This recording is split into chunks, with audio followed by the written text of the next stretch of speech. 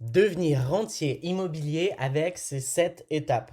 Salut à toi et bienvenue à toi dans ce nouveau podcast dans lequel je vais justement te parler des différentes étapes clés qui vont te permettre de devenir rentier immobilier.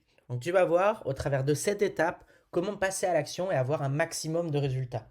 Avant toute chose, si tu ne me connais pas encore, moi je m'appelle Baptiste Joly, je suis investisseur immobilier et puis je suis le président de Richard Group Investment, une entreprise qui a pour vocation de t'aider à accéder au haut rendement en toute sécurité, en maîtrisant les tenants et les aboutissants d'un projet et en optimisant chacune des étapes clés. On va en voir une partie aujourd'hui et puis tu pourras les appliquer dès la fin de ce podcast. Alors pourquoi ce titre? J'ai décidé en fait de te parler de ce sujet-là aujourd'hui parce que il est déjà important de définir ce qu'est un rentier immobilier. La deuxième des choses, c'est d'être au clair sur le process en fait pour atteindre cet objectif-là parce que la clarté t'amène justement l'envie de passer à l'action et t'amène aussi plus de résultats de manière plus certaine, plus rapidement et plus facilement. Donc plus tu as de clarté, peu importe le domaine de vie, plus tu vas performer et plus tu vas atteindre tes objectifs rapidement et sans douleur. Donc dans ce podcast, en fait, je vais te définir justement ce qu'est un rentier pour moi. On va voir les avantages d'être rentier en 2-3 phrases, ça va être assez rapide. Et puis derrière, je vais te décrire ces 7 étapes que tu vas pouvoir appliquer dès la fin de ce podcast en fait. Donc dans un premier temps, je vais te définir ce qu'est un rentier immobilier. C'est une personne qui est rentière, c'est une personne qui vit de ses rentes. C'est-à-dire que les loyers qu'elle perçoit grâce à l'acquisition de biens immobiliers lui permettent justement de vivre. Donc de dépenser, de pouvoir en fait prendre cet argent et le mettre dans les dépenses courantes. Et donc nos dépenses courantes sont couvertes par les revenus qu'on a de l'immobilier. Donc c'est quelqu'un qui perçoit l'équivalent d'un salaire. En échange, ces locataires occupent des biens dont il est propriétaire. Ces locataires payent le crédit, payent les charges, payent la fiscalité. Il lui reste du coup un cash flow positif et ce cash flow positif lui permet justement de payer ses charges. Ça peut être 1500, 2000, 5000, 7000 euros. Ça dépend de vos revenus actuels et ça dépend de vos objectifs. Quelqu'un qui vit avec 1500 euros dans une zone A, peut-être une autre personne qui vit dans une zone B avec 6000 euros par mois. Parce que ils ont plus d'enfants, parce qu'ils vivent dans un endroit qui coûte plus cher, parce qu'ils ont un style de vie qui est plus important tout simplement. Dans tous les cas, c'est une situation qui est extrêmement enviable. Beaucoup de personnes veulent devenir rentières immobilières, mais elles sont justement, on va dire qu'elles utilisent en fait l'ancien modèle, c'est-à-dire mettre un effort d'épargne dans un bien donc, qui nous coûte de l'argent chaque mois pendant 20 ans. À la fin des 20 ans, on est propriétaire et on perçoit un loyer. Et à partir de ce moment-là, on peut devenir éventuellement rentier. Si on s'est privé pendant 20 ans avec 3-4 biens avec effort d'épargne, on peut éventuellement vivre de nos biens. Ça, c'est l'ancienne méthode et je vais vous parler de la nouvelle. Et vous la connaissez probablement si vous me suivez depuis un moment. L'objectif, c'est d'aller voir les 7 étapes qui sont clés pour moi. Donc, les avantages d'être rentier, il y en a plusieurs, hein. Le premier, en fait, c'est la liberté. Tu n'échanges plus du tout ton temps contre de l'argent. Ce sont tes biens à toi qui te génèrent des revenus. Donc, passif, je dis passif, mais j'aime pas ce mot dans le sens où rien n'est passif, tu dois passer à l'action. Mais les résultats que tu vas avoir sont effectivement décorrélés du temps que tu vas y passer. Tu passes beaucoup de temps à acheter une acquisition. Par contre, tu touches des loyers à vie et tu passes très peu de temps ensuite pour les maintenir. Donc, tu as vraiment une décorrélation entre le temps investi et l'argent qui est perçu. Parce que tu mets en place une action une fois, qui te prend du temps une fois, qui te rapporte sur le long terme. 20 ans, 30 ans, 40 ans. Donc, c'est des biens qui génèrent des revenus récurrents de manière récurrente, tout simplement. Mais tu vas te demander, Baptiste, comment on fait pour devenir rentier? Donc, je vais te l'expliquer au travers de cette étape. La première étape, c'est le vouloir. Donc, tu as peut-être trouvé cette première étape un peu surprenante, mais pourtant, elle est primordiale. Elle est vraiment, c'est number one en fait. Si tu n'as pas le vouloir, tu ne peux pas passer à l'action. Donc, pour que tu puisses vivre de tes investissements à temps plein, il faut que tu le veuilles vraiment, il faut que ce soit quelque chose d'important pour toi. Ça signifie que tu t'engages en fait avec toi-même, de manière franche et sérieuse, à faire tout ce qu'il faut pour que ça se produise. D'accord? Les sacrifices, l'investissement en temps, la sortie de zone de confort, etc., etc. Et il y a une phrase justement que j'adore de Napoléon Hill qui dit: le point de départ de toute réalisation est le désir. Gardez cela toujours à l'esprit. Un désir faible donne de maigres résultats, tout comme un feu chancelant réchauffe peu. Voilà, cette phrase, je pense qu'elle décrit bien justement cette étape numéro 1. L'étape numéro 2, c'est le fait de se former. J'en parlais dans le podcast précédent, avec de solides connaissances, vous réalisez vos rêves, mais l'acquisition de savoir et la formation font partie des étapes indispensables pour devenir rentier. Tu ne peux pas avoir des nouveaux résultats dans ta vie si tu continues de faire encore et toujours la même chose. Il faut un changement et c'est à ça que servent les connaissances. Sois critique dans le contenu que tu consommes, ne regarde pas des contenus qui servent à rien, qui te font perdre du temps ou de personnes qui n'ont pas atteint les objectifs que tu souhaites atteindre, mais applique-toi à te former en permanence. Regarde, prends des notes, écris, mets en place des actions qui te permettent d'appliquer ce que tu viens d'apprendre. Ne fais pas de boulimie d'informations. Se former, c'est simplement acquérir les connaissances dont on a besoin pour pouvoir passer à l'action. Donc va chercher ces connaissances chez des personnes qui ont déjà atteint les objectifs que tu souhaites atteindre en fait. Il faut un changement et c'est à ça que servent les connaissances. Donc, comme je t'ai dit, tu peux faire un peu moins de Netflix, davantage de lecture le soir. Tu as 20-30 minutes à aller chercher chaque jour minimum de plus que ce que tu fais aujourd'hui. Peut-être que tu es au point 0, peut-être que tu es au point 30 minutes par jour. Et ben, tu peux aller, si tu es à 30 minutes à 1 heure, si tu es à 0, tu peux aller à 30 minutes assez facilement. C'est qu'une question d'optimisation. Et si tu n'as pas le temps, c'est du bullshit. Et j'en avais déjà parlé justement dans un podcast qui s'appelait La maladie de l'excusite, je crois. Et je parlais justement de ce truc de j'ai pas le temps. C'est du bullshit et c'est complètement, eh bien, du mensonge en fait. Tu te mens à toi-même, donc arrête. Mets en place des actions qui vont te permettre d'atteindre des résultats. Et dans tous les cas, je te félicite parce qu'en écoutant ce podcast, tu es déjà en train de te former. Et en réalité, ça mérite vraiment des encouragements. Parce que tu passes à l'action et tu mets en place des actions qui sont différentes de tes voisins, de tes amis, de tes proches. Et tu vas avoir du coup des résultats qui sont différents, tout simplement. L'étape numéro 3, c'est le fait de devenir un profil séduisant pour ton banquier. Avant de te lancer dans une partie qui est plus concrète, j'ai envie de dire, je te propose de devenir un profil séduisant pour ton banquier. Donc ça implique d'avoir des comptes à l'équilibre, une situation stable. Donc tu vires les crédits de consommation, t'arrêtes les découverts. Et tu vois, c'est un critère en fait de sélection qui est super important. Et c'est pas possible en fait d'obtenir ton premier prêt si ta situation elle est pas suffisamment stable. Si tu es au chômage et que tu as 4 crédits consommation, tu ne pourras jamais séduire ton banquier. Tu dois pouvoir épargner ne serait-ce que 100-200 euros par mois. Ça montre que tu finis dans le vert. Tu dois ne pas avoir de crédit de consommation. Tu dois avoir un taux d'endettement qui est intéressant. Tu dois avoir une épargne de précaution. Tu dois avoir une situation stable. Si tu n'as pas de travail, cherche-en. Si tu ne gagnes pas assez, demande une augmentation et donne-toi à fond dans ton travail. Pas de problème, que des solutions. D'accord? Tes connaissances, du coup, ainsi que ta capacité à calculer un taux de rentabilité seront d'une grande aide pour séduire ton banquier. Parce que on ne devient pas expert du relationnel et du système bancaire en 2 secondes. Et tu vois, je t'en parle beaucoup dans les podcasts. Je t'en avais fait un sur le financement aussi, là, il y a peut-être 1 semaine, 2 semaines maximum. Et je te parlais justement de comment est-ce que tu peux devenir un profil séduisant pour ton banquier en détail. Je t'invite vraiment à aller le voir si tu es à cette étape ou si tu souhaites le faire parce que ton profil n'est aujourd'hui pas séduisant. Si c'est le cas, tu dois le devenir parce que sinon, tu ne pourras pas te faire financer par la banque. Et comme je le dis, tu peux avoir la meilleure affaire du monde. Si ton profil est merdique, tu ne pourras pas avoir de financement et donc, tu ne pourras pas financer cette acquisition, même si c'est l'acquisition la plus rentable que tu aies pu voir de toute ta vie.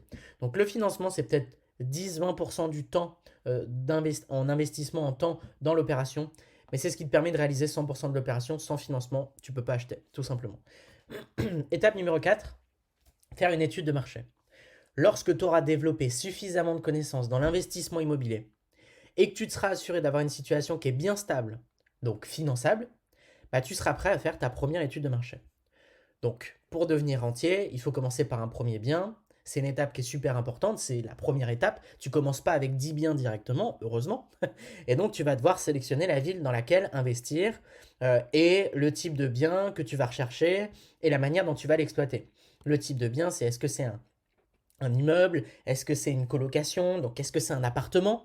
Et dans cet immeuble, derrière, tu as le type d'exploitation. Ça va être est-ce que je fais de la location courte durée, est-ce que je fais de la location meublée, location nue, colocation, etc. etc. Et donc ça, bah, tu vas le définir avec l'étude de marché. Et comme tu le sais, avec Richard Group Investment, on se focalise sur l'investissement immobilier à haut rendement, notamment parce que ça permet justement d'augmenter les montants perçus et de gagner du temps pour devenir rentier plus rapidement. Si tu es dans l'ancien modèle, tu deviens rentier en 20 ans. Si tu es dans ce nouveau modèle dont on fait la promotion et qu'on met en avant parce que c'est notre expertise en fait, tout simplement, chez Richard Group Investment, tu vas pouvoir devenir rentier en 1 an à 3 ans. Ça dépendra de ta situation, ça dépendra du temps et d'énergie que tu vas y investir, et ça dépendra aussi de ta capacité à appliquer les bonnes stratégies dès le début. Si tu te plantes 3 fois, tu perdras peut-être 6 mois, 1 an. Si tu vas directement sur la bonne stratégie dès le premier mois, dès la première semaine, dès la première journée, la première visite, obligatoirement, tu auras des résultats qui seront beaucoup plus rapides que la majorité de tes proches ou même des autres investisseurs. L'étape numéro 5, c'est le fait de négocier ta première offre. Donc négocier ta première offre, voilà, c'est la négociation commerciale en fait, c'est une étape qui est super importante. Et pour accéder à l'investissement immobilier à haut rendement et pour devenir rentier dans les meilleurs délais, j'ai envie de dire, faut apprendre à bien acheter. Et bien acheter, ça veut dire quoi? Ça veut dire réussir à trouver une bonne affaire et à obtenir un accord pour un tarif en dessous du prix du marché. Donc le prix du marché, comment est-ce que tu le vois rapidement? Tu vas sur meilleursagents.com, tu regardes le prix au mètre carré dans le quartier pour une surface donnée, maison ou appartement. Tu es peut-être à 2400 euros du mètre carré par exemple. Et toi, pour justement un état équivalent, parce que si tu achètes une ruine à 2000, tu te dis que c'est moins cher, mais ça te coûtait 1000 euros du mètre carré de travaux, donc ça te reviendra à 3000. Mais si ton bien il est parfait et que tu l'achètes à 1008, tu l'as acheté 600 euros du mètre carré, en dessous de 600 euros en dessous du prix au mètre carré que tu as. Donc si par exemple ton appartement il fait 20 mètres carrés, tu l'achètes 600 euros de moins au mètre carré, fois 20, du coup ça te fait 600, 6000 pour 10, pour 20, ça te fait 12 000. Donc 12 000 du mètre carré, tu vois. S'il fait 100 000, 100 mètres carrés, tu l'achètes 600 du mètre carré en moins, assez rapidement en fait, sur 100 mètres carrés, ça va te faire 60 000 euros. Donc c'est vraiment important. Le fait d'acheter en dessous du prix du marché, ça te permet de valoriser ton patrimoine net très rapidement. Ça te permet d'avoir une mensualité de crédit qui est plus basse et ça te permet d'encaisser plus de cash. Donc, souvent, c'est là où tu vas paniquer parce que tu ne sais pas comment justement déjà trouver le prix au mètre carré et comment surtout bah, budgéter et valoriser en fait un bien dans un certain marché. Et du coup, tu ne sais pas si tu l'achètes en dessous, au-dessus ou au prix du marché. Et tu ne sais pas non plus analyser l'offre par rapport à la demande, la liquidité du marché aussi, parce que acheter un bien en dessous du prix au mètre carré, c'est bien, donc en dessous du prix du marché. Si personne ne veut le racheter derrière, au prix du marché, ça vaut pas le coup, parce que tu peux être sur un marché baissier, haussier. Il y a plein de choses à analyser. Et c'est là où les débutants paniquent souvent, ils se disent qu'ils ne savent pas faire ou qu'ils n'aiment pas du tout la négociation. Et tu vois, il m'est arrivé d'économiser plusieurs dizaines de milliers d'euros simplement en formulant une demande directe au vendeur. Il ne faut pas hésiter en fait à négocier en permanence. Et lorsque tu auras trouvé un premier bien qui correspond à tes critères, ce sera le moment de faire une offre. Et donc là, ça va te sortir de ta zone de confort. Mais ça va être cool parce que c'est là que tu vas grandir le plus. Et puis ça va te permettre aussi de matérialiser et concrétiser en fait tout le travail qui a été fait en amont, de prospection, d'études de marché, d'assainissement de ta situation. Et puis voilà, bam, c'est ton premier résultat, quelque chose de concret. Et puis tu peux passer à l'étape numéro 6. L'étape numéro 6, c'est le fait de convaincre la banque. Donc si tu as bien suivi les étapes précédentes, tu devrais être en mesure de pouvoir convaincre la banque avec ton projet. Pour le rappel, il faut que ton bien il soit rentable. Donc, te lance pas dans des projets qui sont trop ambitieux avec trop de travaux. Ça viendra plus tard parce que si tu veux aller financer, tu vois, un bien à 400 000 alors que la banque te suit jusqu'à 200 000 ou que tu arrives avec un bien qui coûte 50 000 euros avec 200 000 euros de travaux, la banque, elle va prendre peur, tu vois. Donc, c'est pas le but. Donc, te lance pas dans des projets trop ambitieux tout de suite. N'hésite pas à mettre les banques en concurrence pour voir quelle est la proposition qui te plaît le plus, qui est la plus attrayante, la plus attirante et la plus adaptée en fait à ce que tu souhaites, que ce soit le taux d'intérêt, le report de crédit, donc les IRA, les indemnités de remboursement anticipé qui ne seraient pas présentes, la modulation des mensualités, les conditions aussi, tu sais, d'ouverture de compte en banque, de tout ça, les obligations en quelque sorte, taux d'assurance, enfin bref, il y a pas mal de trucs à analyser. Tu les mets en concurrence et puis tu prends l'offre de prêt qui te convient le plus. Et une fois que tu auras obtenu un accord, bah, il y a ensuite une signature de l'acte authentique devant le notaire. Tu seras officiellement propriétaire de ton premier bien immobilier. Bien entendu, tu auras déjà signé l'offre de prêt. Et puis ensuite, s'il y a travaux de rénovation, si tu fais du meublé, ameublement, et puis bah, mise en location, donc mise en ligne d'annonce, visite, signature des baux, bam, tu mets en location, tu mets en place des process pour ensuite automatiser et reproduire l'opération. Donc là, tu t'approches de la fin du projet et il te reste plus qu'à trouver du coup un ou plusieurs locataires en fonction du coup de ton type d'exploitation pour pouvoir commencer à exploiter le bien. Et je te partage ça parce que je suis plutôt content, tu vois, de te partager différents succès clients dans ces podcasts. Et c'est vraiment l'objectif. Mais tu vois, j'ai reçu un message en fait de... Donc là, c'était de Franck, qui est coach prospection travaux chez Richard Group Investment, qui envoyait un message il y a de cela 7 jours, qui nous disait, on continue parce qu'on a un channel Telegram avec du coup toute l'équipe pour partager les succès clients.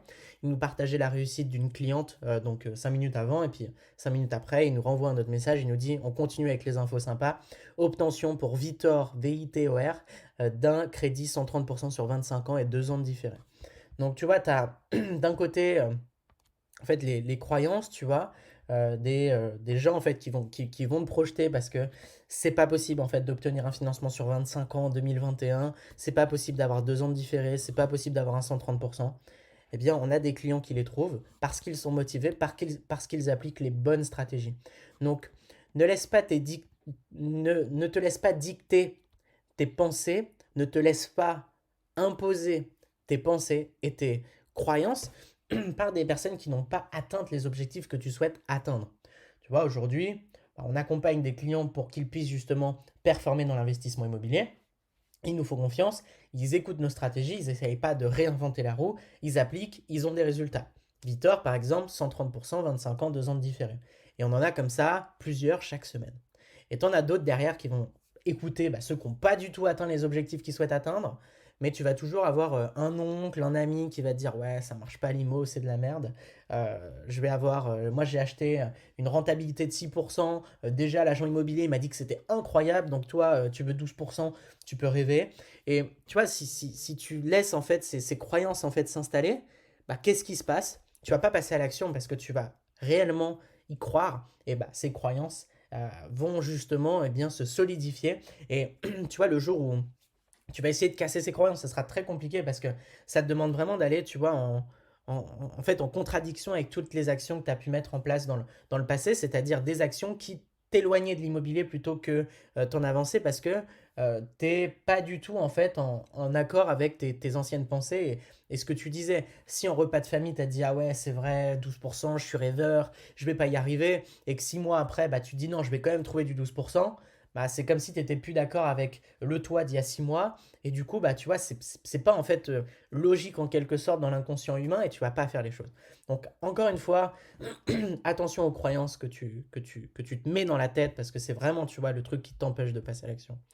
L'étape numéro 7, c'est recommencer en fait, la duplication. Quand ça roule et que ton bien actuel génère chaque mois des revenus récurrents, il ne te reste plus qu'à recommencer. Donc redéfinis une stratégie, applique-la, passe à l'action. Si tu as un modèle qui marche, duplique-le. Si tu as fait une colocation et que c'est rentable, tu as fait 500 euros de cash flow, bam, refais-en deux autres, va augmenter ton cash flow actuel de 1000 euros. Tu fais deux colocs à 500 en même temps, tu étais à 500, tu fais 500 plus 2 fois 500, 1000, 1500, bam, tu es à 1500 euros de cash flow avec une acquisition qui a marché, que tu as reproduit deux fois de plus. Tout simplement. Et ensuite, passe aux immeubles de rapport. Fais un immeuble à 1000 euros de cash flow, ça marche, refais-en un, deux, trois. Et là, t'exploses en fait. Parce que tu appliques ensuite des connaissances qui sont acquises, maîtrisées, solidifiées. Et tu deviens en fait un expert dans ton domaine ensuite parce que tu l'as fait plusieurs fois, tu le maîtrises et tu as des résultats. N'essaye pas en fait d'aller vers le sexy. Tu as un truc qui marche, refais-le. C'est pas parce que, voilà, j'en vois souvent en fait, tu vois, en séminaire, en mastermind, en networking, en tout ça. Euh, En mastermind, non, pas trop du coup, mais plutôt en networking et en séminaire des personnes qui vont acheter un bien, ils font 500 euros de cash flow, c'est trop bien quoi. Ils veulent 2000 euros par mois pour quitter leur travail, c'est leur rêve.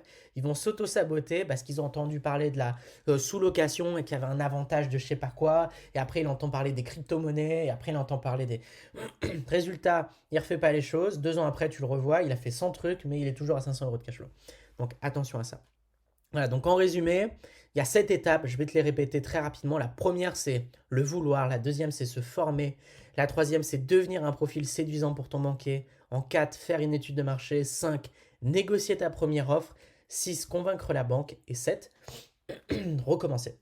Voilà, donc je pense que c'est clair pour toi du coup sur les étapes en fait que tu dois appliquer pour devenir rentier immobilier et avoir des résultats qui sont vraiment top.